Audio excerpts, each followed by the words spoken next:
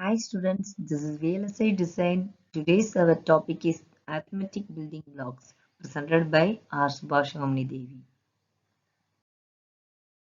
After completion of arithmetic building blocks, students will be able to what are the methods used for optimizing the adder, what is the worst case delay of the ripple carry adder. These are all the blocks of the arithmetic building blocks. First one input output block, second one memory block, and the third one data path, fourth one control unit.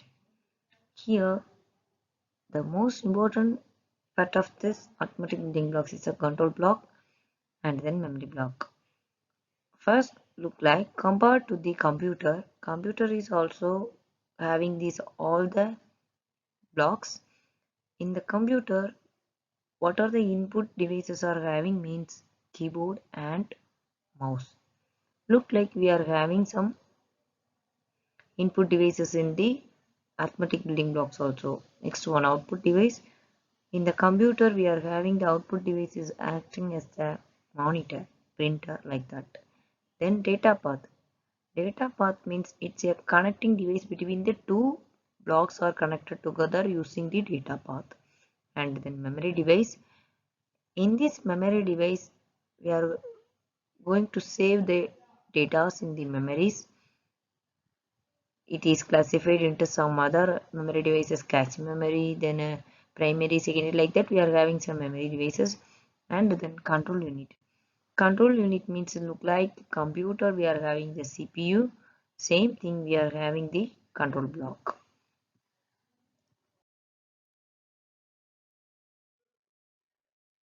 In the building blocks for digital architecture, arithmetic and unit, it is used as the arithmetic and the unit we are having the bit slice data path. In this arithmetic unit, we are having adder, multiplier, shifter, comparator, etc.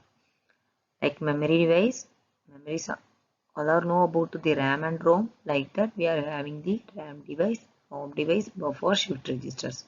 Then control unit, we are having the find state machines and counters, PLA, random logic. Then interconnect means it is the acting as the bus like that, switches, orbiters like that. Next one, Intel microprocessor. Just we are having one example of that. Both our blocks are connected together and form the one microprocessor that's shown in this figure. Here we are having the Intel 6 integer execution using this block diagram. First one using the mux and control units like sub generation and carry generation. Then sum and register storing purpose and catchment like that we are having some units are present here. Then database is also connected together. We are using the databases and input output devices like that assembled in the single one microprocessor. Intel microprocessor is shown here. And then first of all we are going to see about bit slice design. How to working the bit slice design means in this order we are following the arithmetic building blocks. First one data in, we are giving the input to this register. That register used to store the data from the register.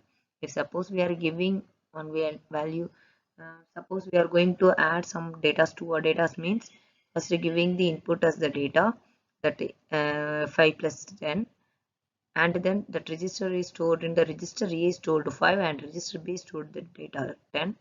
Like that we are using the register just storing the device. Next one adder adding the process is happen in the adder block. In this adder that both register values are get from register and then adding the process is processed in the adder. Add A plus B is done, then shifter that shift. If suppose we are going to shift the data means shifter is active and then multiplexer the data is going to multiplexer if which block is enabled to our control block, then that block is going to active, other than that remaining keep constant. and then find out the data output. Here first one is bit 0 is present here, then bit 1 and bit 2, bit 0, like that we are having the output data from this bit slides data. Here Itanium integer data path is shown here, the structure of the data path. Then adder. First one we are going to see about the adder. Already we know that half adder, full adder. If suppose we are going the half adder means it is the 2-bit adder. It is the only eligible the 2 bits. So 4 states is presented here. Here we are using the full adder. Full adder means we are using the 3 bits. So 2 to the power 2 power 3 status will be appear in the output state. 2 power 3 means 2 into 2 into 2. 2 to are 4, 4 to are 8 possible status is presented in the output state. Thus 8 case status here. 0, 0, 0, 0, 0, 1, 0, 1, 0, like that we are having 8 states.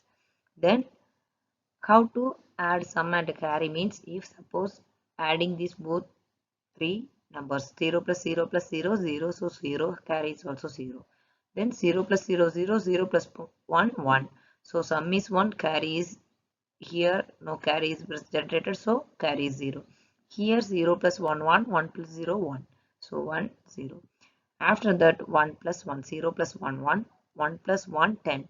So sum is 0, carry that 1 is here we are having 10. 10 means it's a sum and then it is acting as a carry. Next one, 1 plus 0 plus 0. So 1, 1 and 0. Here 1 plus 1, 0, 1, 1 plus 0 plus 1. Sorry, 1 plus 0, 1. 1 plus 1, 10. So 0 is presented sum and carry is here. Then 1 plus 1, 10. 10 plus 1, 10. So 0, 1. Then 1 plus 1, 10. 10 plus 1, 11. So carry is, sum is 1 and carry is 1. Then we are having the K-map implementation for sum and carry. Finally, we get some expression. After that, implementation of sum and carries, K-map implementation, and finally get that final expression about sum and carry. Next one, triple carry adder. The triple is bypass to this next full adder. Like that we are having the triple carry adder process. That propagation delay or critical path is the worst case delay over all possible input patterns. A001 and B1111 trigger the worst case delay 0 to 1 and B is equal to 1111 fixed to set up the worst case delay transition. After completion of these arithmetic building blocks, we are having this question. Give the propagation delay of n bit triple carry adder. Thank you, students.